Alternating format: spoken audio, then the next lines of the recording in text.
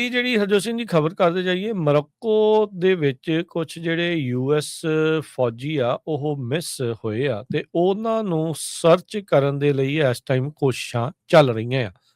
ਆ। ਦੋ ਜਿਹੜੇ ਯੂਐਸ ਸਰਵਿਸ ਮੈਂਬਰਸ ਆ ਉਹ ਮਿਸਿੰਗ ਦੀ ਜਿਹੜੀ ਰਿਪੋਰਟ ਆ ਉਹ 2 ਦਿਨ ਪਹਿਲਾਂ ਜਿਹੜੀ ਉਹ ਦੱਸੀ ਗਈ ਸੀਗੀ ਤੇ ਹੁਣ ਜਿਹੜੇ ਸੀਬੀਐਸ ਨਿਊਜ਼ ਵਾਲੇ ਆ ਅੱਜ ਇਹ ਰਿਪੋਰਟ ਕਰ ਰਹੇ ਵੀ ਇੱਕ ਜਿਹੜਾ ਮਿਸਿੰਗ ਯੂਐਸ ਮੈਂਬਰ ਆ ਉਸ ਨੇ ਇੱਕ ਜਾਣੇ ਨੂੰ ਬਚਾਉਣ ਖਾਤਰ ਜਿਹੜੇ 2 ਮਿਸਿੰਗ ਸੀ ਉਹਨਾਂ ਵਿੱਚੋਂ ਇੱਕ ਨੇ ਜਿਹੜੀ ਪਾਣੀ ਦੇ ਵਿੱਚ ਓਸ਼ਨ ਦੇ ਵਿੱਚ ਛਾਲ ਜਿਹੜੀ ਉਹ ਮਾਰੀ ਸੀ ਜਿਸ ਦੇ ਵਿੱਚ ਉਹ ਫੌਜੀ ਦੂਜਾ ਡਿੱਗ ਗਿਆ ਸੀ ਵੀ ਉਸ ਨੂੰ ਬਚਾਇਆ ਜਾ ਸਕੇ।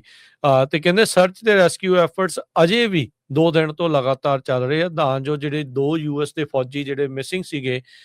ਅਟਲਾਂਟਿਕ ਓਸ਼ਨ ਮੋਰੋਕੋ ਦੇ ਜਿਹੜੇ ਤੱਟ ਤੋਂ ਸਦਰਨ ਕੋਸਟ ਤੋਂ ਵੀਕਐਂਡ ਦੇ ਉੱਤੇ ਵੀ ਉਹਨਾਂ ਨੂੰ ਉੱਥੋਂ ਕੱਢਿਆ ਜਾ ਸਕੇ। ਸਾਲਾਨਾ ਇੱਕ ਟ੍ਰੇਨਿੰਗ ਐਕਸਰਸਾਈਜ਼ ਅਫਰੀਕਨ ਲਾਇਨ ਨਾਮ ਦੀ ਕੀਤੀ ਜਾਂਦੀ ਆ ਉਸ ਦੇ ਵਿੱਚ ਕਹਿੰਦੇ ਵੀ ਇਹ ਫੌਜੀ ਹਿੱਸਾ ਲੈ ਰਹੇ ਸੀਗੇ। ਆਲਦੋ ਕਹਿੰਦੇ ਵੀ ਜਿਹੜਾ ਇਨਸੀਡੈਂਟ ਵਾਪਰਿਆ ਉਹ ਐਕਸਰਸਾਈਜ਼ ਦੇ ਨਾਲ ਰਿਲੇਟਡ ਨਹੀਂ ਆ, ਹੋ ਸਕਦਾ ਆ ਵੀ ਇਹ ਐਕਸਰਸਾਈਜ਼ ਜਿਹੜੀ ਹੋਈ ਆ ਜਾਂ ਟ੍ਰੇਨਿੰਗ ਉਸ ਤੋਂ ਬਾਅਦ ਚ ਕਿਤੇ ਘੁੰਮਣ ਫਿਰਨ ਗਏ ਹੋਣ ਜਾਂ ਉਹ ਹਾਈਕ ਕਰ ਰਹੇ ਹੋਣ ਜਾਂ ਸਨਸੈਟ ਦੇਖਣ ਕੁਝ ਵੀ ਹੋ ਸਕਦੇ ਆ ਵੀ ਉਹਨਾਂ ਕਿਸੇ ਕਾਰਨ ਕਰਕੇ ਉਹ ਦਰਿਆ ਦੇ ਵਿੱਚ ਸਮੁੰਦਰ ਦੇ ਵਿੱਚ ਜਿਹੜਾ ਉਹ ਡਿੱਗ ਗਏ ਤੇ ਇੱਕ ਦੇ ਡਿੱਗਣ ਤੋਂ ਬਾਅਦ ਦੂਜੇ ਨੇ ਜਿਹੜੀ ਉਹ ਛਾਲ ਮਾਰੀ ਉਹਨੂੰ ਬਚਾਉਣ ਖਾਤਰ ਤੇ ਹੁਣ ਹਾਲ ਦੀ ਘੜੀ ਉਹ ਦੋਨੋਂ ਹੀ ਲਾਪਤਾ ਜਿਹੜੇ ਉਹ ਦੱਸੇ ਆ ਜਾ ਰਹੇ ਹੈਗੇ ਆ। ਸੋ ਕਹਿੰਦੇ ਵੀ ਬਾਕੀ ਜਿਹੜੇ ਸਰਵਿਸ ਮੈਂਬਰਸ ਆ ਉਹਨਾਂ ਨੇ ਹਿਊਮਨ ਚੇਨ ਬਣਾ ਕੇ ਆਪਣੇ ਬੈਲਟਸ ਦੇ ਨਾਲ ਉਹਨਾਂ ਨੂੰ ਰੈਸਕਿਊ ਕਰਨ ਦੀ ਜਿਹੜੀ ਉਹ ਕੋਸ਼ਿਸ਼ ਕੀਤੀ। ਕਾਫੀ ਜਦੋਜਹਿਦ ਕਰਦੇ ਰਹੇ ਉਹਨਾਂ ਦੇ ਬਾਕੀ ਸਾਥੀ ਫੌਜੀ ਵੀ ਪਰ ਉਹਨੂੰ ਪਾਣੀ ਦੇ ਵਿੱਚੋਂ ਉਹਨਾਂ ਨੂੰ ਕੱਢਣ 'ਚ ਨਾਕਾਮਯਾਬ ਜਿਹੜੇ ਉਹ ਰਹੇ ਆ। ਸੋ ਕਹਿੰਦੇ ਵੀ ਉਹ ਕੋਸ਼ਿਸ਼ ਕਰ ਰਹੇ ਸੀ ਤੈਰ ਕੇ ਤੱਟ ਵੱਲ ਨੂੰ ਪਹੁੰਚਣ ਦੇ ਲਈ ਮੇ ਵੀ ਪਾਣੀ ਦਾ ਬਹਾਵ ਜਾਂ ਛੱਲਾਂ ਜਿਹੜੀਆਂ ਉਹ ਬਹੁਤ ਜ਼ਿਆਦਾ ਸਟਰੋਂਗ ਸੀ ਜਿਸ ਕਰਕੇ ਉਹਦੇ ਵਿੱਚ ਫਸੇ ਰਹੇ। ਤੀਜੇ ਫੌਜੀ ਨੇ ਵੀ ਜਿਹੜੀ ਹਰਜੋਤ ਸਿੰਘ ਜੀ ਇੱਕ ਨੇ ਛਾਲ ਮਾਰੀ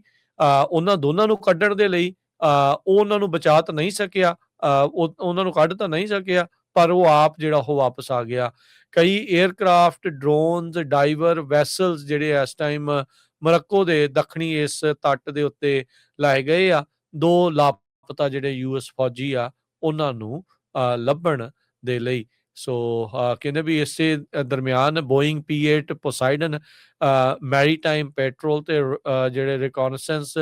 ਵਾਲਾ ਜਹਾਜ਼ ਆ ਉਸ ਨੂੰ ਹੁਣ ਸਰਚ ਐਂਡ ਰੈਸਕਿਊ ਐਫਰਟ ਦੇ ਲਈ ਵਰਤਿਆ ਜਾ ਰਿਹਾ ਹੈਗਾ। ਅਗਲੀ ਜਿਹੜੀ ਹਰਜੋਤ ਸਿੰਘ ਜੀ ਖਬਰ ਕਰਦੇ ਜਾਈਏ ਮੋਰੋਕੋ ਦੇ ਵਿੱਚ ਕੁਝ ਜਿਹੜੇ ਯੂਐਸ ਫੌਜੀ ਆ ਉਹ ਮਿਸ ਹੋਏ ਆ ਤੇ ਉਹਨਾਂ ਨੂੰ ਸਰਚ ਕਰਨ ਦੇ ਲਈ ਇਸ ਟਾਈਮ ਕੋਸ਼ਿਸ਼ਾਂ ਚੱਲ ਰਹੀਆਂ ਆ। ਦੋ ਜਿਹੜੇ ਯੂਐਸ ਸਰਵਿਸ ਮੈਂਬਰਸ ਆ ਉਹ ਮਿਸਿੰਗ ਦੀ ਜਿਹੜੀ ਰਿਪੋਰਟ ਆ ਉਹ 2 ਦਿਨ ਪਹਿਲਾਂ ਜਿਹੜੀ ਉਹ ਦੱਸੀ ਗਈ ਸੀਗੀ ਤੇ ਹੁਣ ਜਿਹੜੇ ਸੀਬੀਐਸ ਨਿਊਜ਼ ਵਾਲੇ ਆ ਅੱਜ ਇਹ ਰਿਪੋਰਟ ਕਰ ਰਹੇ ਵੀ ਇੱਕ ਜਿਹੜਾ ਮਿਸਿੰਗ ਯੂਐਸ ਮੈਂਬਰ ਆ ਉਸ ਨੇ ਇੱਕ ਜਾਣੇ ਨੂੰ ਬਚਾਉਣ ਖਾਤਰ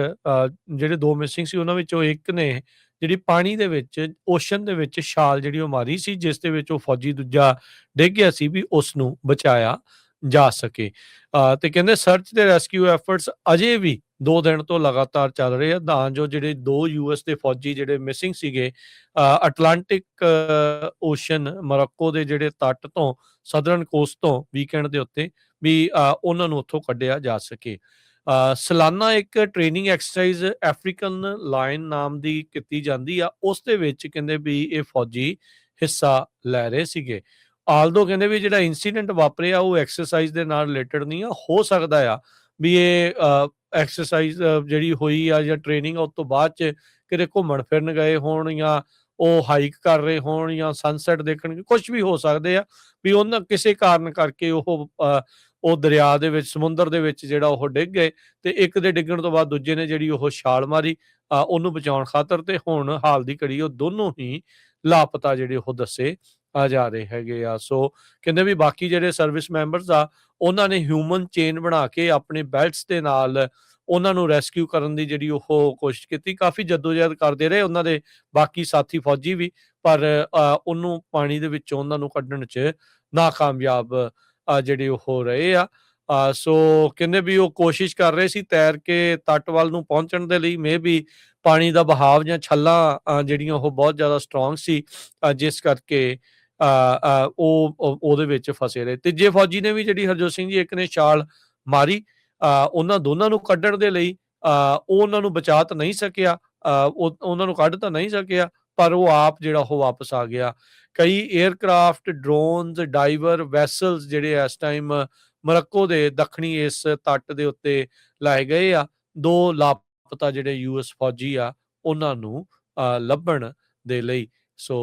ਕਹਿੰਦੇ ਵੀ ਇਸੇ ਦਰਮਿਆਨ ਬੋਇੰਗ P-8 ਪੋਸਾਈਡਨ ਮੈਰੀਟਾਈਮ ਪੈਟਰੋਲ ਤੇ ਜਿਹੜੇ ਰਿਕੋਨਸੈਂਸ ਵਾਲਾ ਜਹਾਜ਼ ਆ ਉਸ ਨੂੰ ਹੁਣ ਸਰਚ ਐਂਡ ਰੈਸਕਿਊ ਐਫਰਟ ਦੇ ਲਈ ਵਰਤਿਆ ਜਾ ਰਿਹਾ ਹੈਗਾ ਆ।